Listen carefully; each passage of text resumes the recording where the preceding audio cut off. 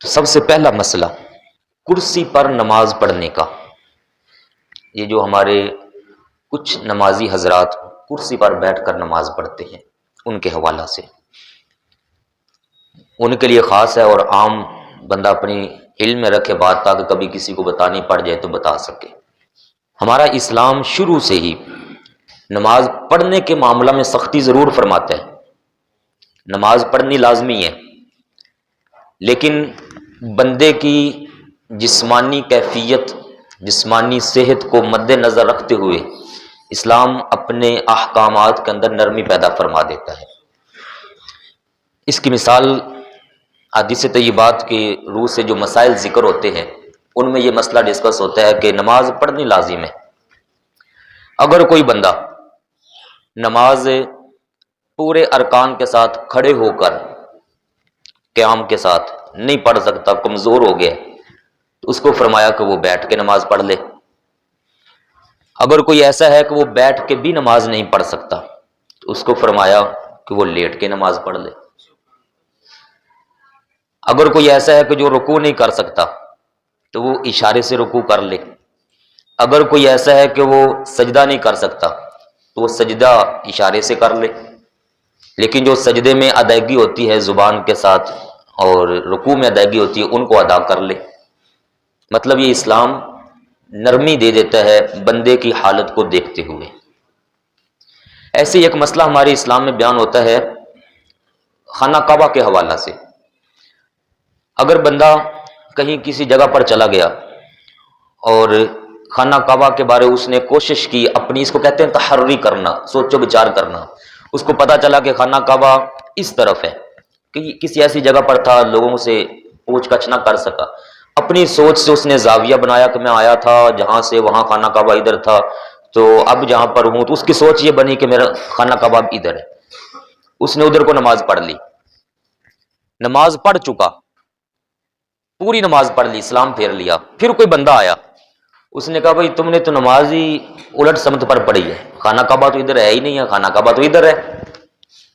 تو اسلام یہ مسئلہ ہمیں بتاتا ہے کہ جب وہ اپنی محنت کوشش سے نماز ادھر منہ کر کے پڑھ چکا ہے اور اس نے اپنے سوچ سے خانہ کعبہ کی طرف ہی منہ کر کے پڑھی ہے، تو لہٰذا اس کو نماز دوبارہ لوٹانے کی ضرورت نہیں ہے، وہ اس کی نماز مان لی جائے گی. سختی نہیں کرتا اسلام. اور اگر دوران نماز ہی ایک رکعت پڑھی تھی، 2 رکعت پڑھی تھی ادھر کو منہ کر کے، پھر کوئی آیا اس نے آ کر کہا کہ بھائی خانہ کعبہ ادھر نہیں ہے، خانہ کعبہ تو ادھر ہے، ویسے ہی بیچ میں بتا دیا، تو وہ جو ادھر پڑھ چکا تھا وہ اتنی اس کی 1-2 رکعتیں مان لی جائیں گی. اس بندے کو چاہیے کہ وہ فوری طور پر دوران نماز ہی پھر کر اپنا چہرہ وہ خانہ کعبہ کی طرف کر لے. یہ آسانی اسلام نے دی ہے ہمیں، اس میں اتنی سختی نہیں رکھی ہوئی. لیکن اس سارے مسئلے کو مد نظر رکھتے ہوئے ہمیں ایک بات یہاں پر غور کرنی ہے. وہ کہتے ہیں نا کہ کسی کی نرمی کا ناجائز فائدہ بھی نہیں اٹھانا چاہیے. یہ ایک محاورہ ہمارے ہاں بولا جاتا ہے، کسی کی نرمی کا، شرافت کا ناجائز فائدہ نہیں اٹھانا چاہیے. جب اسلام ہمیں اجازت دے رہا ہے کہ واقعی ہی جو بندہ مجبور ہے، شرعی مجبور ہے، اس کو کہ کھڑا نہیں ہو سکتا تو بیٹھ کر نماز پڑھ لے، رکوع نہیں کر سکتا اشارے سے پڑھ لے، سجدہ نہیں کر سکتا تو اشارے سے سجدہ کر لے، ادا کر لے. لیکن یہاں ایک پہلے حدیث پاک سن لیجیے. ہمارے پیارے محبوب نبی کریم صلی اللہ علیہ وآلہ وسلم نے جو اپنی زندگی مبارک میں آخری دنوں میں نماز پڑھی ہے، اس میں روایات کے اندر آتا ہے کہ حضور اکرم صلی اللہ علیہ وآلہ وسلم اپنے حجرہ مبارک سے تشریف لائے تھے 2 صحابہ کرام کا سہارا لے کر، دائیں بائیں 2 کا سہارا لے کر آپ صلی اللہ علیہ وسلم مسجد میں تشریف لائے. حضرت سیدنا صدیق اکبر رضی اللہ تعالیٰ عنہ نماز پڑھا رہے تھے. ان کو محسوس ہوا کہ آقا پاک تشریف لا رہے ہیں، تو آپ تھوڑے سے پیچھے ہٹ گئے اور حضور پاک صلی اللہ علیہ وآلہ وسلم آ کر نیچے بیٹھ گئے. کھڑے تو آپ سے ہوا نہیں جا رہا تھا ظاہری کمزوری کی وجہ سے. یہ بھی ہمارے لیے مسئلہ تھا، آپ نے ایک نمونہ دینا تھا کہ میں تو اللہ پاک کا نبی ہوں، طاقتوں والا، شانوں والا اللہ پاک ہے اور اس نے مجھے ساری طاقت شان عطا فرمائی ہوئی ہے، لیکن میرے ان امتیوں کا کیا بنے گا. یہ ہمارے لیے آپ نے ایک کیفیت ایسی اپنائی تاکہ ان کے لیے مسئلہ بن جائے. تب آپ صلی اللہ علیہ وآلہ وسلم تشریف لائے، آپ آ کر نیچے بیٹھ گئے زمین پر، کھڑا نہیں ہوا جا رہا تھا.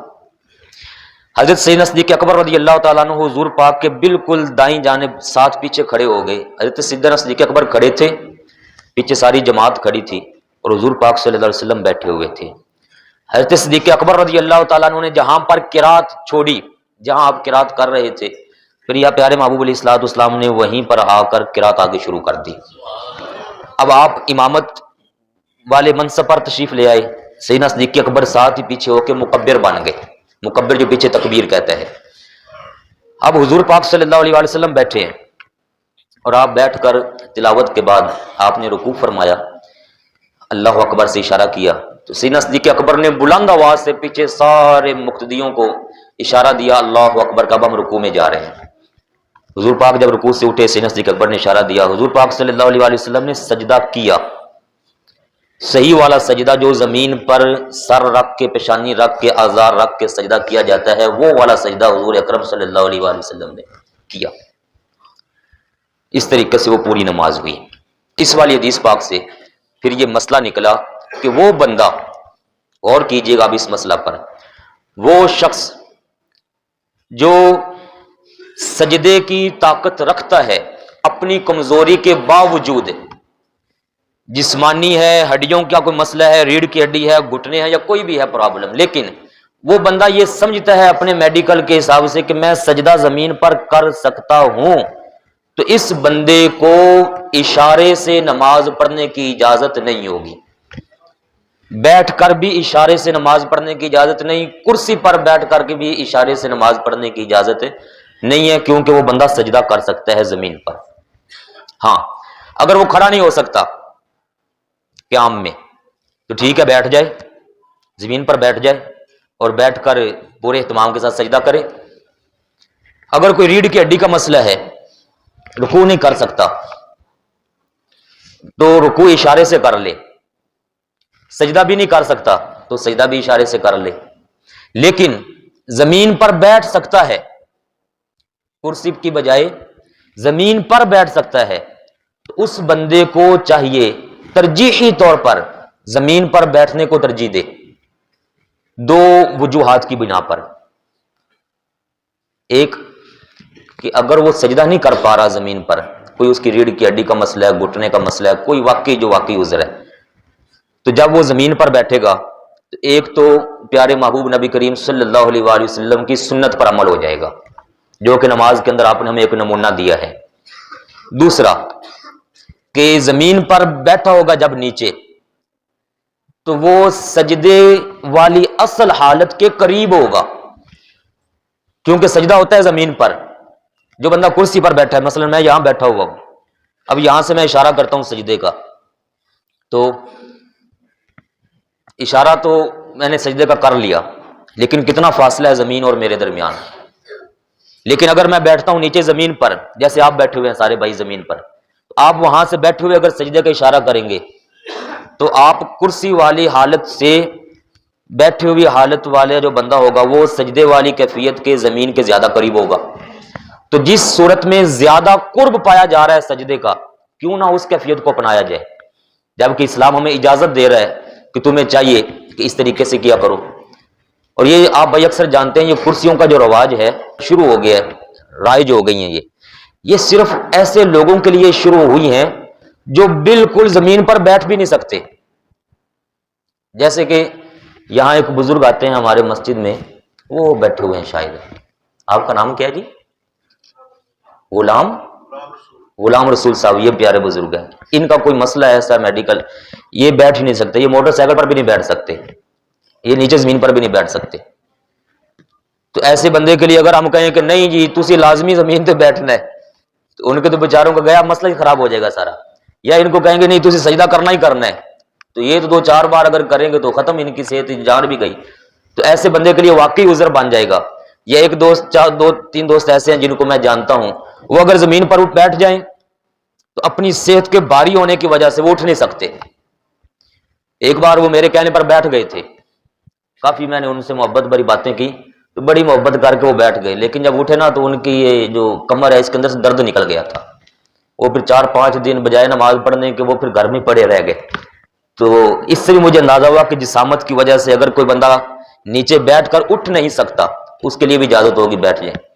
لیکن جو بندہ زمین پر بیٹھ سکتا ہے، سجدہ نہیں کر سکتا زمین پر، کوئی عذر ہے اس کا، تو اس کو چاہیے کہ زمین پر بیٹھے. یہ جو خاص کر میرے بزرگ بیٹھے ہیں، میں کسی خاص بندے کو نہیں کہہ رہا ہوں، اوور آل بات میں کر رہا ہوں. اگر آپ میں سے کوئی بندہ زمین پر بیٹھ سکتا ہے، یہاں ایک بزرگ آتے ہیں ہمارے، غلام قادر شاید ان کا نام ہے، وہ اکثر صبح سفید دارشی والے یہاں بیٹھے ہوتے ہیں. غلام احمد صاحب، غلام رسول صاحب اور غلام احمد صاحب، ماشاءاللہ. وہ آج کل آپ نے دیکھا ہوگا وہ نماز نیچے بیٹھ کے پڑھ رہے ہیں، نیچے بیٹھ جاتے ہیں، سجدہ بھی کرتے ہیں، حالانکہ وہ پہلے کرسی پر بیٹھ رہے تھے. لیکن ان کی محبت نے یہ گوارا کیا کہ یار جب میں کوشش کر کے حضور پاک کی سنت کے زیادہ قریب جا سکتا ہوں تو میں کرسی کو چھوڑ دوں. کرسی تو ہمارے اسلام کے اندر ہے ہی کوئی نہیں ہے، کرسی پر عبادت. کرسی صرف مجبور بندے کے لیے، چارپائی مجبور بندے کے لیے، پھٹے شٹے مجبور بندے کے لیے. جو مجبور نہیں ہے تو وہ چاہے گا جائے گا نیچے. یہاں ایک اور دوست بھی بیٹھے ہیں ہمارے، پرانی بات ہے، یہ کچھ سال 2-3 سال پرانی بات ہے. میں نے ان کو بھی ایک بار ایسے ہی محبت سے بات چیت کی تو انہوں نے بھی کرسی کو خیر باد کہا، چھوڑ دیا کرسی کو. تب سے اب 2 سال شاید گزر گئے یا 1.5 سال ہو گیا ہوگا، لگ بھگ نیچے اوپر ہو سکتا ہے. سجدے سے نماز پڑھ رہے ہیں، رکوع بھی کر رہے ہیں، سجدہ بھی کر رہے ہیں.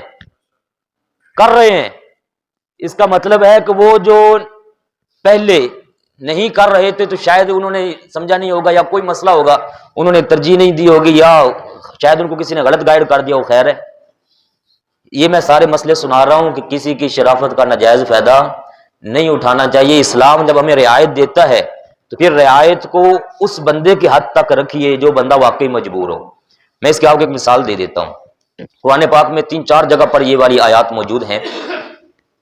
مردار حرام ہے، جو جانور مر گیا ہو، چاہے حلال ہوتا ہے نا، زندہ ذبح کر لیا جائے، جیسے بکری ہے، وہ ہمارے لیے کھانا حلال ہے ذبح کر کے، لیکن اگر وہ مر جائے تو ہمارے لیے حرام ہے.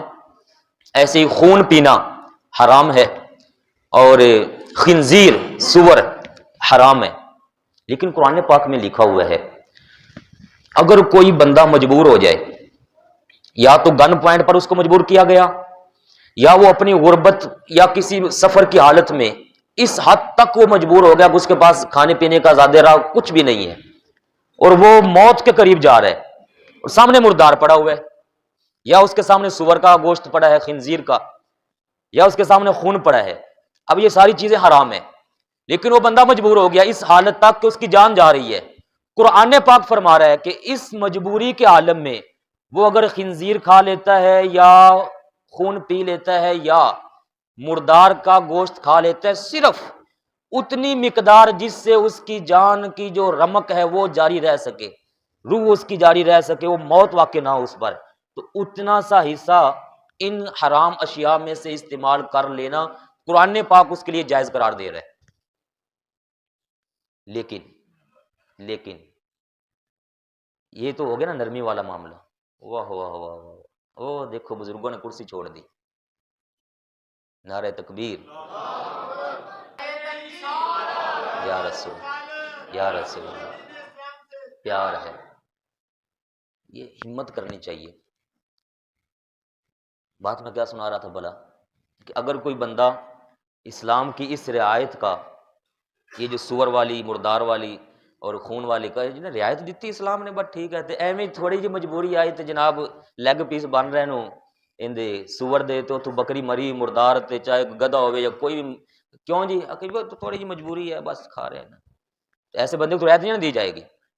یہ ہے کوئی ناجائز فائدہ اٹھانا چاہتا ہے اسلام سے.